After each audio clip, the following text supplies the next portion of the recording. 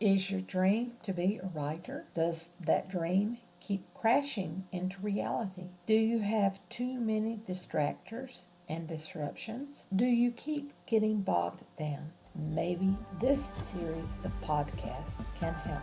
Welcome to The Right Focus, a podcast for writers at all levels, headed up by M.A. Lee with the assistance of Eddie Runes and Remy Black from WritersInkBooks.com. Our focus is productivity, process, craft, and tools. Resources, links, and a summary of this and other episodes can be found at therightfocus.blogspot.com. Write to us at winkbooks@aol.com. Remember, our podcast episodes have just enough time to fix a quick dinner, drive a short commute, or take a brisk walk. This week, we're looking at the introduction of Think Like a Pro, New Advent for Writers.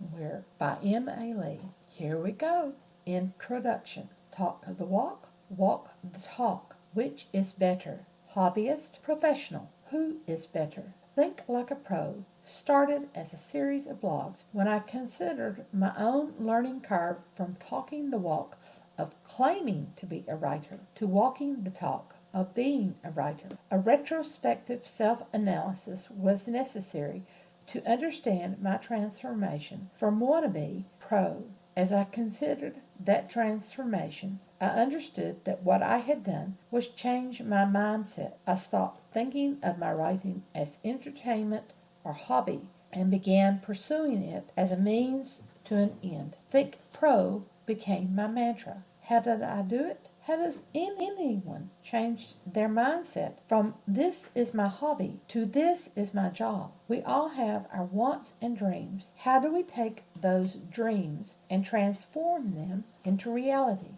Let me digress. Digressions do teach, although my students never realized it until I pointed to that digressive story several days later. I share this digression for the sole purpose of proving my point about drifting through life, looking forward to a dream that I could have turned into reality much more quickly than I did. It's a teaching digression, if you will, the story of my journey merely as explanatory information. For many, many years, writing stories was no more than my dream.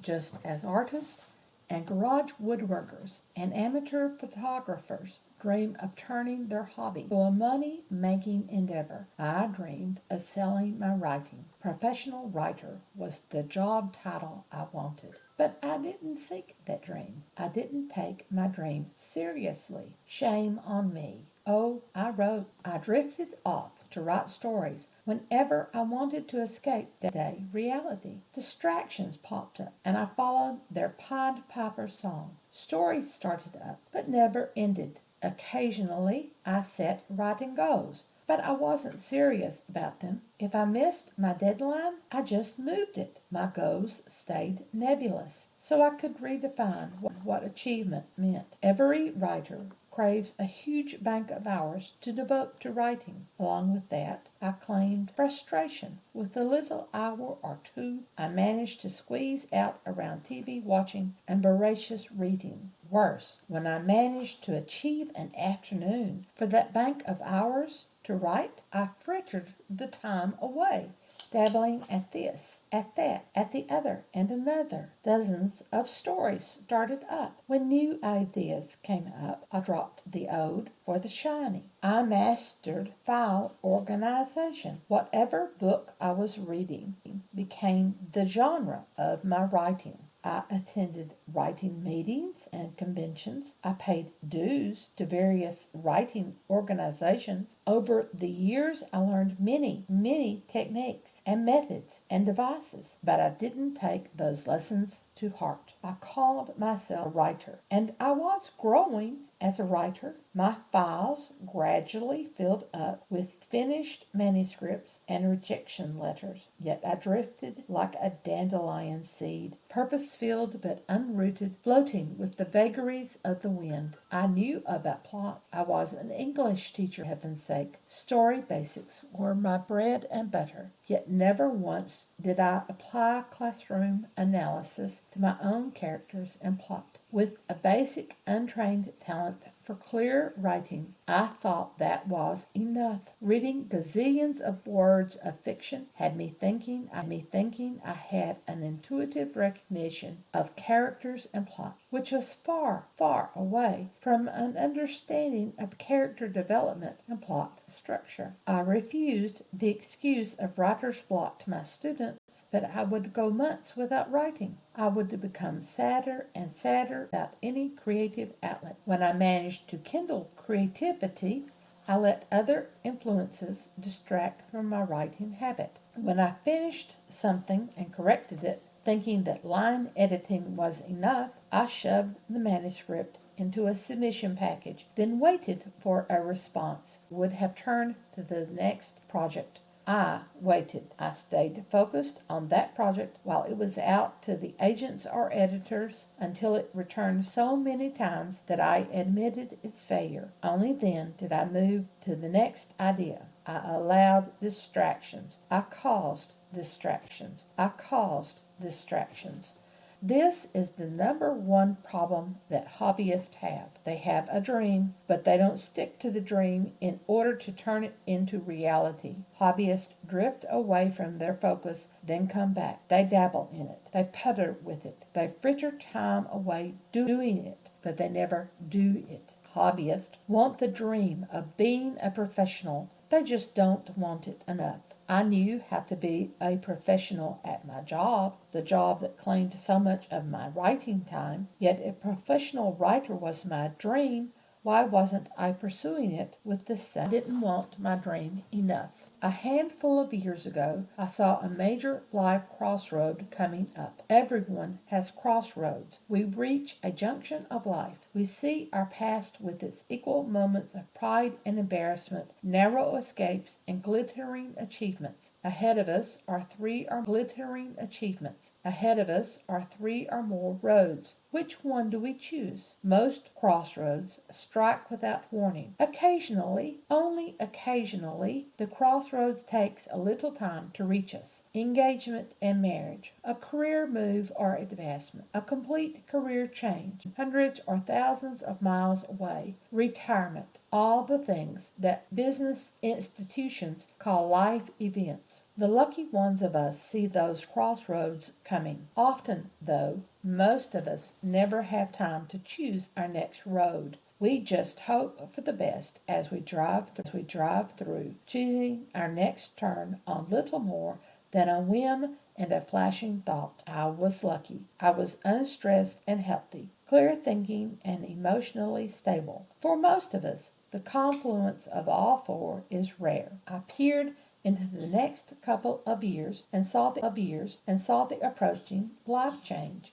For once I had the good sense to ask myself, where do I want to be when I reach the crossroad? And I remembered my dream, the dream that had begun to haunt me, professional writer. The years has slipped past since I first declared my dream. I learned and don't regret those lost years. After all, we're placed where we're supposed to be, just as I hope this book is a helpful lesson for others. Yet when I saw that crossroad ahead, I opened my eyes and my mind, and I decided to do it. I would be a writer. I needed to think like a professional writer. In order to become a professional writer. My first step was to create a new mantra. Dream it, believe it, do it. Going professional meant treating my writing like a business. Businesses need websites. www.writersincbooks.com was born. Electronic publishing was no longer new, so ebooks would be my marketplace. No longer would I pursue traditional publishers. I would be an indie writer. I would write what I wanted to read. A dream needs a plot to follow it. From the stack of finished manuscripts that were unaccepted by the traditional publishers, I picked up two to work on. Over the next half year, I would polish them for publication. With a dream and a purpose, I started. A steep learning curve ensued. I learned that a purpose is not a plan, and a plan is not a calendar. Each manuscript became a project, divided into workable increments with deadlines for each to be completed without taking long breaks. Gaps in my knowledge about indie publishing surfaced, requiring research. The manuscript requirements for electronic publishing had to be found and studied and implemented. This learning curve was easier than I thought it would be. Finding a cover designer was not the easy search that I had anticipated. My search took 18-month covers, and to this day I use professional cover designers. Marketing became a chief frustration. Discoverability became a new buzzword, one that I'm still working on. As part of marketing, I discovered that publishing 3 manuscripts was much better than sending the lone title into the vast marketplace. Thus, in addition to polishing 2 manuscripts, I had to write a third one, and everything I learned about deadlines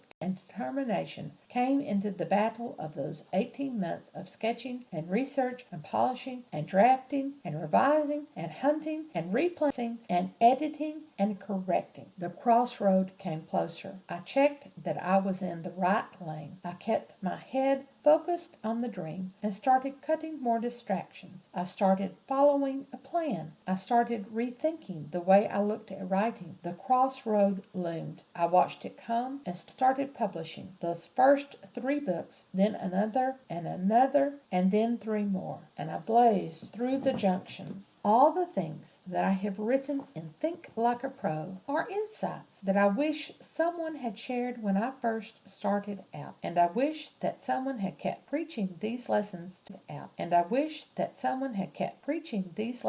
to me. For most of these lessons, I was sitting in the choir. I knew them. I just didn't follow them. I especially needed the lessons on Nulla Dies Sine Linea and deadlines. Deciding to follow those 2 points alone finally put the first publication and beyond. I taught plot structures and character essentials for years before I realized, idiot that I was, hey, this relates to my own writing. I've said before, I'm not the brightest bulb, but I can still shine. I had several dark years. In William Ernest Henley's Clutch of Circumstance and the Bludgeonings of Chance, I had my own time when it tried to conquer me. I'll talk more about that in later episodes. I still felt hopeless about publication. Then Amazon's Kindle revolutionized the book industry. I came late to the Kindle revolution. I am extremely grateful to the indie writers who paved the way. I looked at those writers and thought, wow, I wish, if wishes were horses, beggars would ride, the old proverb says. Took me about a year to figure that one out. Wishing to be a published writer finally clicked in my head. Books, I needed a plan, and I set it. Of all the lessons in Think Like a Pro, it's the one in Chapter 7 that sticks with me. One resolution: be a writer. Be devoted, be professional, be intrigued. And my mantra changed. Set goals, don't tell anyone.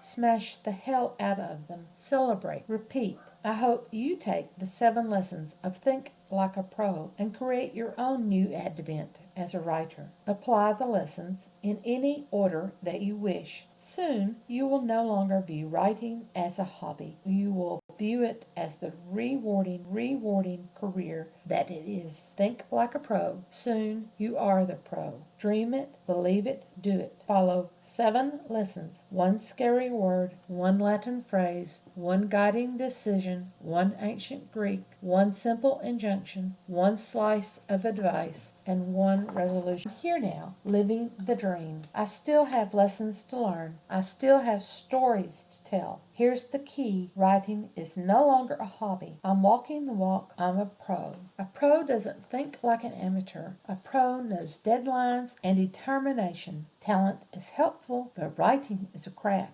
Learned and improved upon. A pro will do the work in order to improve. This book is to help others learn to think like a pro. Its lessons are for anyone wanting to start a small business. They apply far beyond the world of writing. We finished with the introduction to Think Like a Pro. Like a pro. Coming up, we'll examine the first lesson that every new writer needs to learn to become a pro. Until then, write on.